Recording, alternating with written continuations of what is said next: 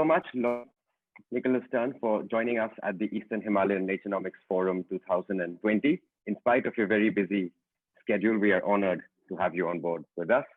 And we would request you to speak to our audience today about, really your thoughts on the current and the unprecedented climate crisis and the very grave consequences that it's having on our immediate future, and also questioning our survival on this planet, but also global targets of meeting net zero by 2050, and how we collectively can create a global movement towards making this happen. Thank you so much for being here, and we look forward to hearing from you. It's a real pleasure to be involved in the Naturenomics Forum. I've watched what you've been doing over the years, and it's extraordinarily important. You're in the right place to help the world understand the consequences of its actions and to understand what can be done. But we are on a very dangerous path. We're already at least 1 degree in average global surface temperature above the benchmark of the end of the 19th century. And we're already seeing around the world the ravages of just 1 degree in terms of storms and fires and droughts, extreme events of all kinds. And that's what we're seeing now. We are headed on current paths well over 3 degrees centigrade. We've not been there as a world for perhaps 3 million years. Much of the snow and ice would have been gone from the Himalayas, from the Arctic. The last time we were at 3 degrees, so the world sea levels were 10 to 20 meters higher than now. Some areas would become deserts, others would go underwater. Probably Southern Europe would become a desert, and Bangladesh would be underwater in large part, or totally. So these are the kind of stakes that we are playing for, and we have to make the decisions that are going to change this very dangerous path into something much more sensible and attractive. Those decisions must come now, really, because the next 10 or 20 years will be absolutely decisive. In the last 20 years or so, we've, on various estimates, doubled our physical capital per head, and we've taken down our natural capital per head by about 40%. That's the last 20, 25 years. If the next 20, 25 years is anything like that, we will be beyond some tipping points and points of no return. So the consequences, the risks that are at issue here are immense, and urgency is intense.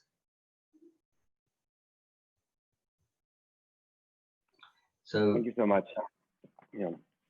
It'll be great if you could sort of, I think, tell us about how you think just the world, but I think especially the Eastern Himalayas, because of its indigenous communities, sort of face grave challenges as they suffer climate change. Very good. Let me try first to look at what we have to do as a world, and then look more closely at the Himalayas. If we are to stabilize temperatures, we have to stabilize the concentration of greenhouse gases in the atmosphere, because it's the rising concentrations that causes the rising temperatures. So stabilizing the temperatures means stabilizing the concentrations, and stabilizing the concentration means net zero. The flows into those concentrations have to balance out. They have to be net zero. That is, at whatever temperature you stabilize, even if it was 3 degrees, God forbid, you would have to have net zero to stabilize temperatures. The earlier you go to net zero, the lower the temperature at which you stabilize, and for 1.5 degrees, the world should stabilize around 2050, go to net zero around 2050. Some countries a little earlier, some countries a little later, but on average around 2050, and for stabilizing below 2 degrees, perhaps add 20 years to that, 15 or 20 years. But we know now that 2 degrees is much more dangerous than 1.5 degrees, and we're already experiencing the dangers of 1 degree. So we should be going as a world net zero by 2050. How do we get there? Well, we have to look at the very big systems that are associated with the emissions. Our use of energy, the way we move, mobility or transport, number 2. Extremely important, the way we use our land, number 3, the way in which land is used for agriculture, for other activities, for forests and so on, and our cities. Those are the 4 very big systems. They interact, of course. So we have to go net zero right across the board. Some places are going to probably be negative. And if we manage our land well, they could be negative, and that could play in terms of emissions. Very positive, of course, in terms of contribution, but negative in terms of emissions, and that could be very important. So we have to push across the world because no one place can do it by itself. But the population around the Himalayas is so big, the countries are so important that they will play a very big part in this whole story. Their energy, their transport, their land, and their cities. But let's look at the Eastern Himalayas in particular, because we know that the big bulk of the population is in farming in some shape or form, and the big bulk of those people are smallholders. So in this case, the management of land and the management of forests is enormously important. And we know that the degrading of land emits greenhouse gases, and the restoration of degraded land captures greenhouse gases. But we also know it's much more than that. If we deforest, then we know that the hills and the mountains become less stable. So we suffer from landslides, we suffer from loss of biodiversity. We know that the deforestation and the loss of the glaciers and the snows disrupts in a devastating way water flows from off the Himalayas. And we know that billions of people depend on those water flows off the Himalayas. So the management of the land and the forests in that Himalayan region are critical, of course, to the region itself.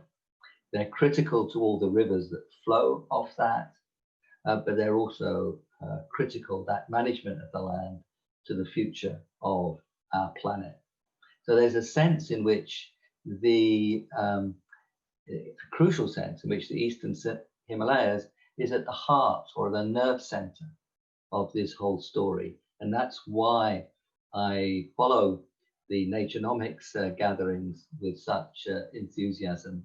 And I wish you the very best of luck for your very important work. Thank you so much, Lord Stern, for those very inspiring words. What we will be doing from these video messages and interviews is to actually create policy recommendations for the northeastern states of India, but also the greater Eastern Himalayan region and the countries that belong.